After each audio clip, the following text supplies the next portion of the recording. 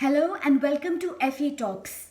Today's episode is all about how to approach our workplace tasks for Unit 001.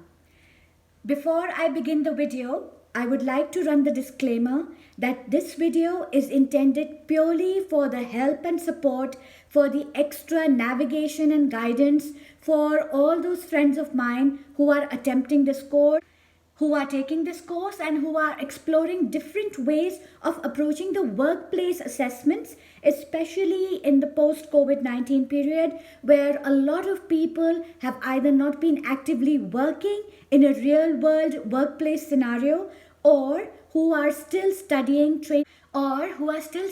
and training to acquire the qualification to be able to work in such a workplace. A simulated scenario or a simulated situation means that it is a mock setup, that you have to assume, or you can say simply that you have to pretend that you are actually positioned in that workplace role as a team member or in a managerial or administrative position, and that you have to do this work, contribute your ideas, contribute your physical input, contribute by actively working, sharing ideas, working as a team member, and wherever you are placed in the company, on the company hierarchy, you are delivering to the best of your capabilities and capacities. Okay, so without any further ado, and repeating that this is only and purely intended for the extra guidance and navigation and help and support of my friends who are taking this course, let's begin. Friends, you're already aware that there are 10 appendices at the end of this unit that we are currently doing. So I'm going to begin with Appendix 1.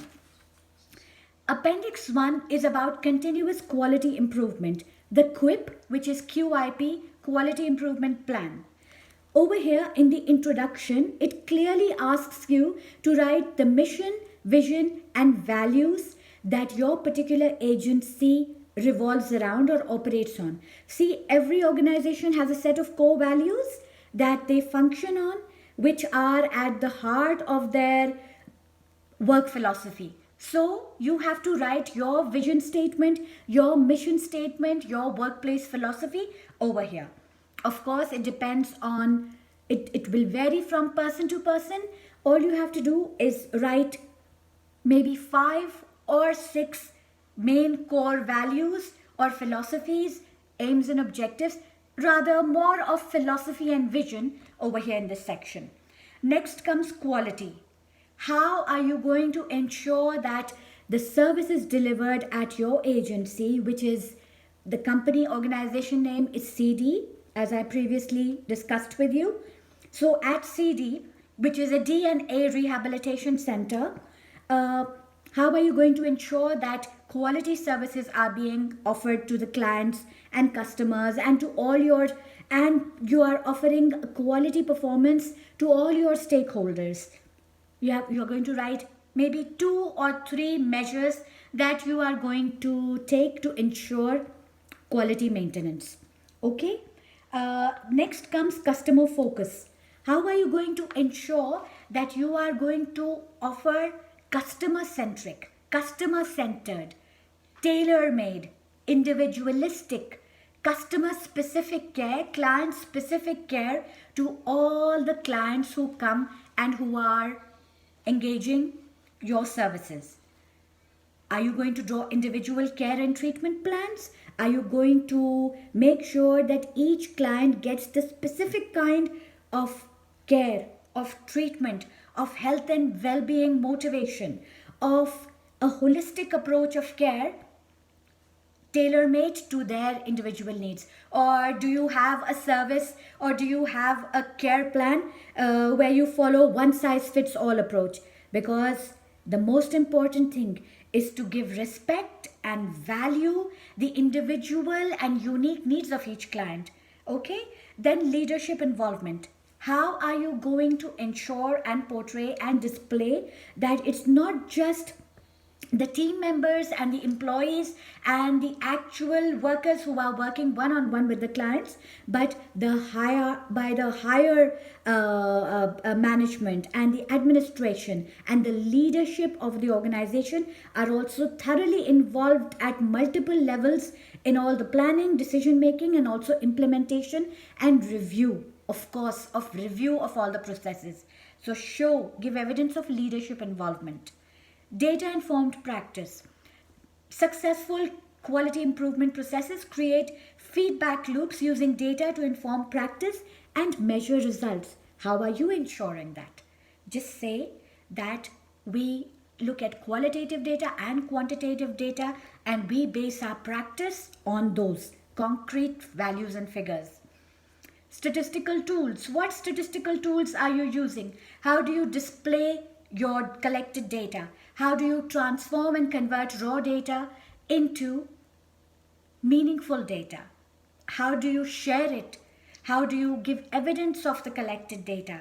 Do you use the statistical tools of, do you show it via graphs or bar charts or pie charts or flow charts, or do you have any other statistical tools to show your findings so that anyone who looks at those charts and graphs can at a glance see your performance and see how you are gathering and processing that data. Prevention over correction, as I told you yesterday, prevention is better than cure. Rather than wait for things to go wrong and then you jump up to fix them, the best approach is to be able to prevent mishaps or discrepancies or any kind of incorrection from occurring. Efficient companies, smart organizations, smart people, they function on the principle prevention over correction. Don't let it happen. Devise the system so that incorrection doesn't happen. How are you going to do that at CD, at your company? Write that. Continuous improvement. This whole workplace task is about continuous improvement, quality improvement. So how are you going to ensure that you continually keep reinventing yourself? Continuous improvement means sustainable improvement over a sustainable period of time. So please write about how you are going to improve continuously. Next, continuous quality improvement activities. For instance, in my notes, I've written gathering my information from the couple of sources that I mentioned to you. I'm also studying from the book. I'm also studying using the resource available on the net. And this is an eclectic approach. This is my collated approach.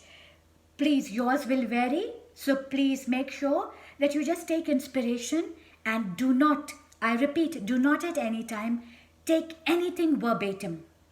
Measuring and assessing the performance of agency services through the collection and analysis of data, evaluation and review, followed by continuously trying to reinvent ourselves and the service we provide. Because times change, needs change, new industry knowledge is continually coming up, styles are being updated. Therefore, we need to keep updating, upgrading, upskilling, revamping, and renovating our approach and style. Okay?